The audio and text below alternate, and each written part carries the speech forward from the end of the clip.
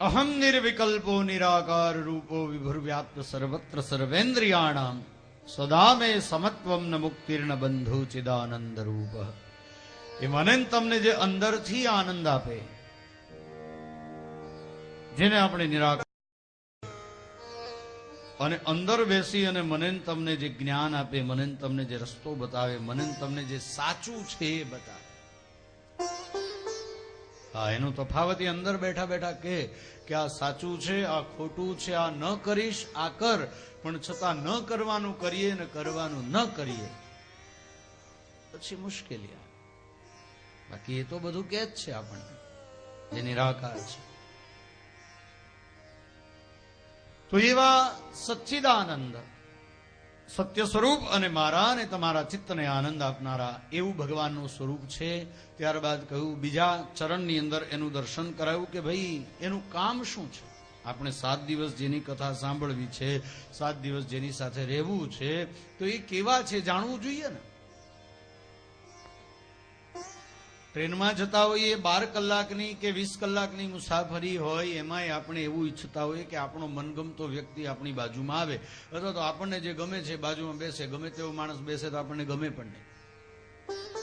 એમાંય 20-25 જણા ગયા હોય, એક સાથે ટિકિટો એક જ ડબ્બામાં હોય, 6-6ના 4 ખાનામાં આપણે વેચાયેલા હોય 24 જણા.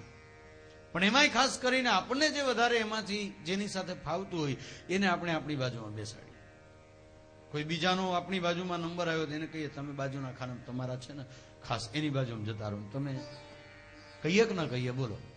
નહીતર એ જર્ની આમ હોય તો 12 કલાકની હોય, કાં 20 કલાકની હોય, 22 કલાકની હોય, પણ તોય આપણી ઈચ્છા એવી હોય કે આપણને જેની સાથે ફાવે છે એ આપણી બાજુમાં બેસે તો આપણે થોડી વાતો કરીએ, થોડા ગપ્પા મારીએ, થોડો આનંદ કરીએ, જે કાંઈ. 7 દિવસ સુધી જેની સાથે રહેવાનું છે તો જોવું પડશે ને કે કેવું. એટલે પહેલું કહ્યું કે મારા ને તમારા ચિત્તને આનંદ આપનારો છે, સત્ય સ્વરૂપ છે, અને સત્ય છે હંમેશા આનંદ આપે. તો પછી કામ શું કરે છે? તો કહ્યું કે ભાઈ વિશ્વોત્પત્ત્યાદિ હેતવે, એનું કામ છે વિશ્વની ઉત્પત્તિ કરવી, સંભાળવું, સમય પૂરો થાય એટલે એનો નાશ કરવો. ઉત્પત્તિ, સ્થિતિ અને લય, આ એનું કાર્ય. ઓકે, કામ બી બરોબર છે, ચાલો કામ પણ સરસ છે. તો પછી સ્વભાવ કેવો છે? બધું સારું હોય પણ સ્વભાવ સારો ન હોય તો પણ નકામ. સ્વભાવ સારો જોઈએ ને ખરાબ સ્વભાવ હોય એના માટે આચાર્ય ચરણ વલ્લભાચાર્યજીએ એ 16 ગ્રંથની રચના કરી. એ 16 ગ્રંથની અંદર યમનાષ્ટક લખ્યું, અને યમનાષ્ટકની અંદર 9મા શ્લોકમાં લખ્યું કે સ્વભાવ વિજયો ભવેત વદતી વલ્લભ શ્રી હરે. જે યમનાષ્ટકનો આશ્રય કરે, યમુનાજીનો આશ્રય કરે, એના સ્વભાવ ઉપર વિજયની પ્રાપ્તિ થાય. તો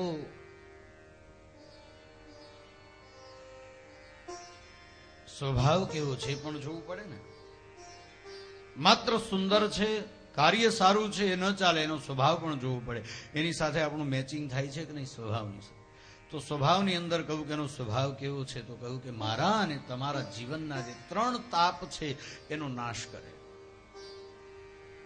તાપત્રય વિનાશાય. કયા 3 તાપ? આધિદૈવિક, આધિભૌતિક અને આધ્યાત્મિક. આ 3 પ્રકારના તાપ જે આપણા જીવનની અંદર છે એનો નાશ કરે, આવો એનો સ્વભાવ છે. તો સ્વરૂપ પણ સુંદર છે, કાર્ય પણ સારું છે, અને સ્વભાવ પણ સારો છે. આ બધું જ સારું હોય તો એ 7 દિવસ એની સાથે વ્યતીત કરવામાં વાંધો નથી. તો એવું કોણ છે? શ્રી કૃષ્ણ. તો આવો એના ચરણમાં વંદન કરીએ. શ્રી કૃષ્ણય વયમ નમઃ. શ્રી કૃષ્ણય વયમ નમઃ. શ્રી કૃષ્ણય વયમ નમઃ.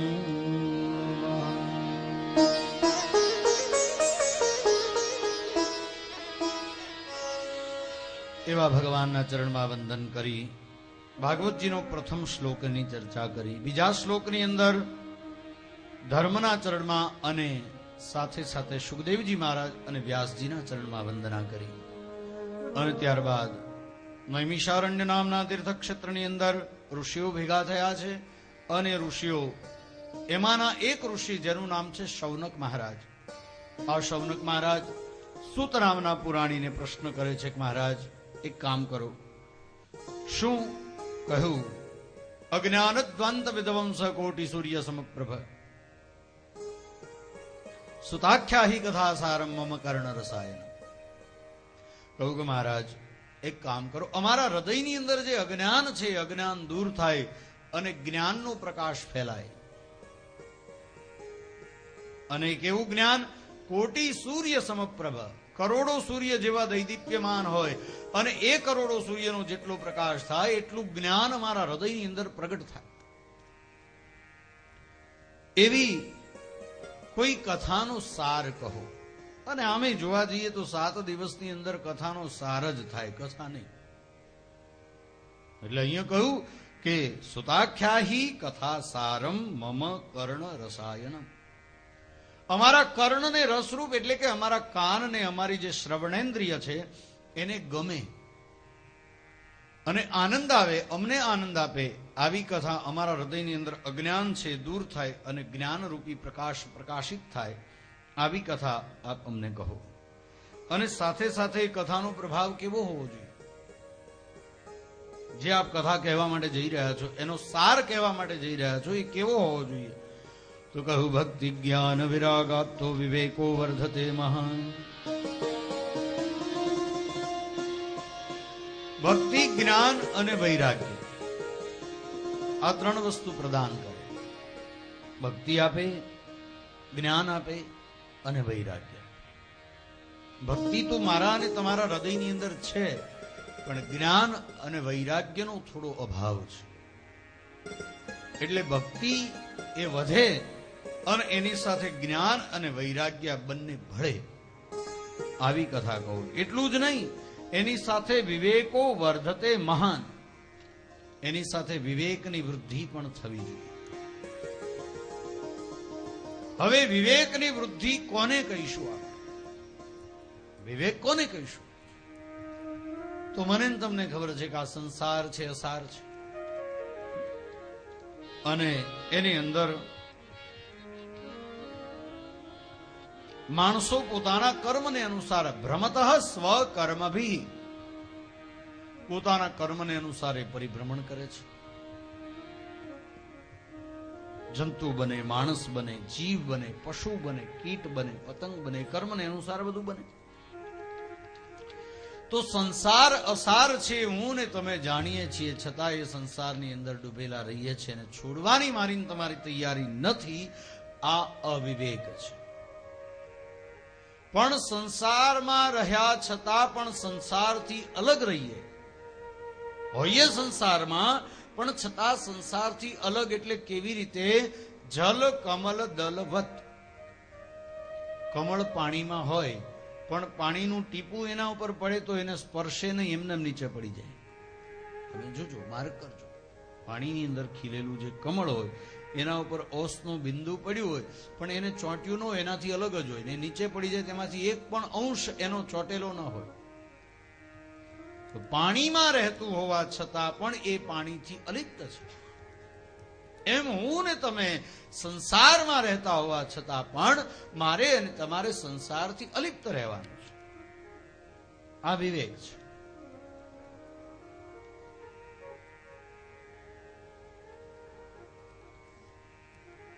માણસ જાણે છે કે મદિરાનું પાન કરવું મારા માટે હિતાવહ નથી, છતાં મદિરાનું પાન કરે, આ અવિવેક છે.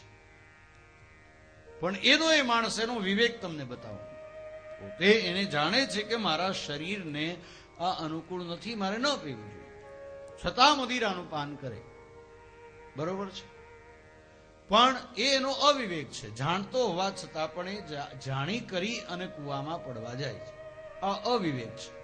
પણ વિવેક કયો? તો કે એની દીકરીના લગ્ન કરવાના હોય, એની દીકરી હોય, એ યુવાન થઈ હોય અને એના લગ્ન કરવાના હોય, ત્યારે એ જોવે અને એને કોઈ એમ કહે કે આ છોકરો શરાબી છે તો એ જ ના કહેશે કે તો મારી દીકરીના લગ્ન એની સાથે નથી કરવા. પોતે પીવે છે પણ પોતાની દીકરીના લગ્ન શરાબીની સાથે કરવા માટે તૈયાર નથી. આ એનો વિવેક છે. અને પોતે છોડવા તૈયાર નથી એનો અવિવેક છે. મારા ને તમારા જીવનમાં પણ આવું જ છે. આપણે છોડવા તૈયાર નથી. અંદર રહીને છોડવાની વાત નથી. જુઓ, બિલકુલ છોડવાની વાત નથી. કારણ કે એ સંસારમાં જ હું તમે આવ્યા છીએ અને ભગવાને આવો સંસાર બનાવ્યો છે તે ખરાબ નથી. ભગવાને બનાવેલી કોઈ પણ વસ્તુ ખરાબ હોય જ ન શકે. પણ એની અંદર અતિશય પ્રીતિ એ ખરાબ કરે છે. અતિશય એની અંદર મારો ને તમારો લગાવ થાય એ ખરાબી છે. વસ્તુ કોઈ ખરાબ નથી, પણ એની અંદર અતિશય લગાવ એ ખરાબી છે. તો વિવેક અમને આવે કે ભાઈ હા આ ખરાબ છે તો એ નહીં, અને ચલો છતાંય નથી છોડાય એમ તો એની મર્યાદામાં લઈએ એ બરોબર છે. કદાચ નથી છૂટે એમ તો એમાં સંસાર નથી છૂટે એમ તો એની મર્યાદામાં રહીને સંસારને ભોગવીએ તો કોઈ પ્રોબ્લેમ નથી, કોઈ મુશ્કેલી નથી. પણ મર્યાદાને છોડી અને કોઈ પણ કામ કરીએ તો એ નકામું છે. તો કહ્યું કે ભક્તિ જ્ઞાન વૈરાગ્યની સાથે વિવેકો વર્ધતે મહાન. એ વિવેકની પણ આવશ્યકતા છે મારા અને તમારા જીવનની અંદર.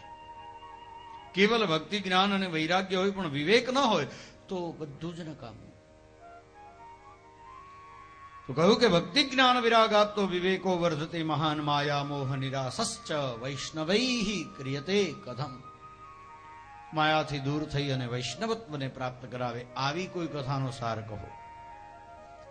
કારણ કે અમને ખબર છે કે ઈહ ઘોરે કલૌ પ્રાયો જીવશ્ચાસુરતામ ગતાઃ. ઘોર કળયુગની અંદર જીવ અસુર બન્યો છે.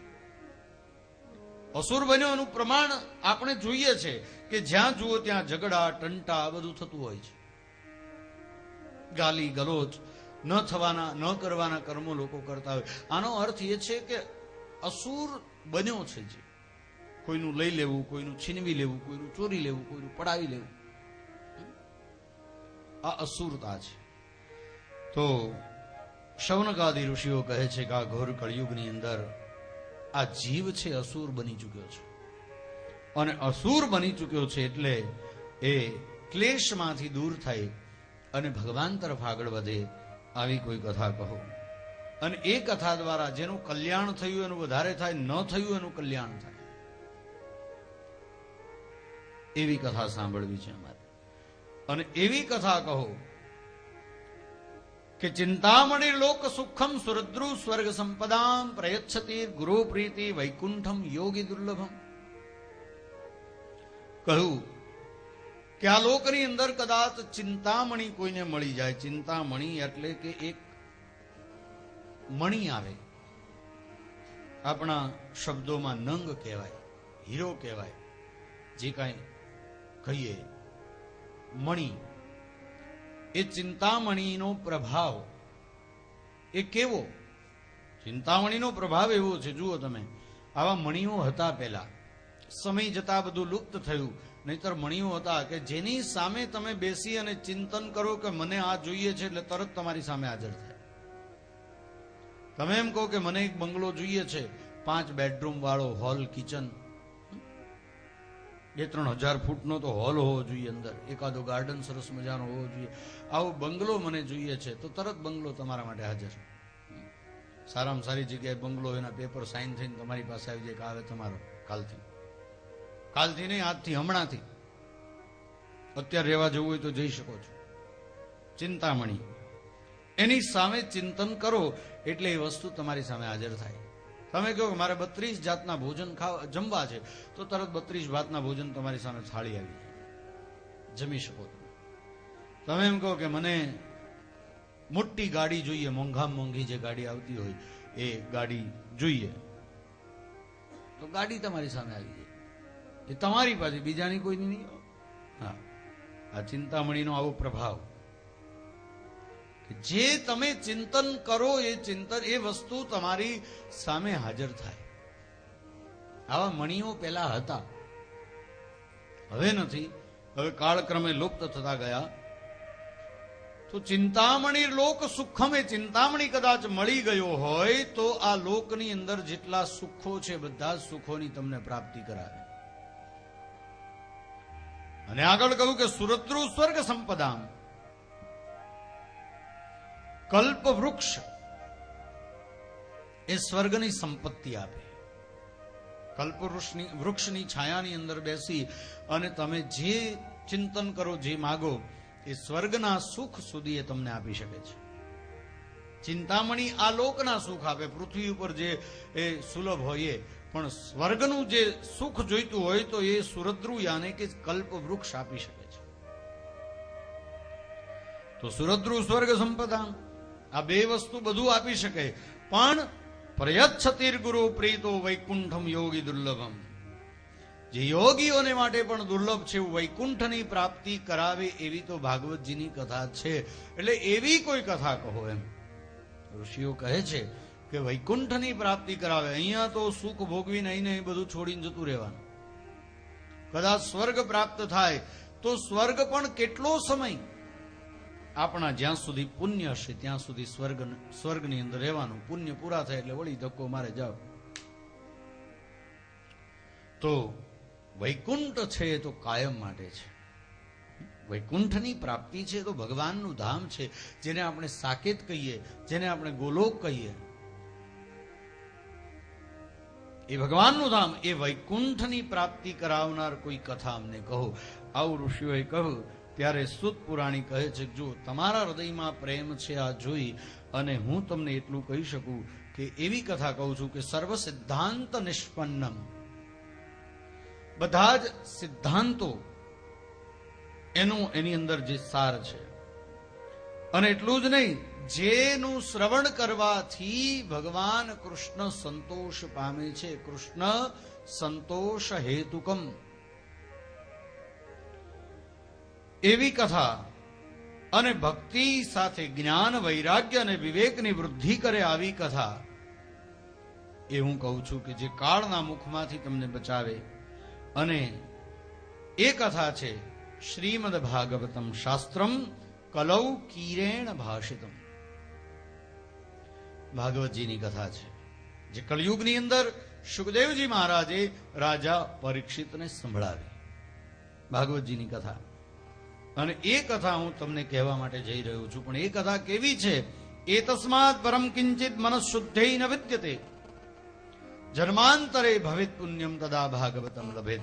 અનેક જન્મના જ્યારે પુણ્યનો પ્રાદુર્ભાવ થાય ત્યારે ભાગવતજીની કથા અને ભાગવતજી આપણા આંગણામાં પધારે. અનેક જન્મના પુણ્ય વધે ત્યારે જન્માંતરે ભવેત પુણ્ય. અને એવી કથા પરીક્ષિત રાજા સભાની અંદર બેસી અને સાંભળી રહ્યા છે. અને એ સમયે હાથમાં અમૃતનો કુંભ લઈ અને દેવતાઓનું આગમન થયું.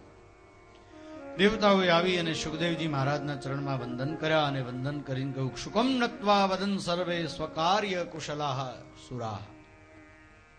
પોતાનું કાર્ય કરાવવામાં કુશળ એવા દેવતાઓ એમણે સુખદેવજી મહારાજને કહ્યું, બાપજી,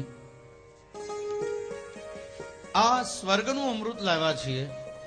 7મા દિવસે પરીક્ષિત રાજા તક્ષકના ડંખથી મૃત્યુ પામવાનો છે. આ સ્વર્ગનું અમૃત પીવડાવી દો એને, એટલે અમર બની જશે અને કથાનું અમૃત અમને આપી દો.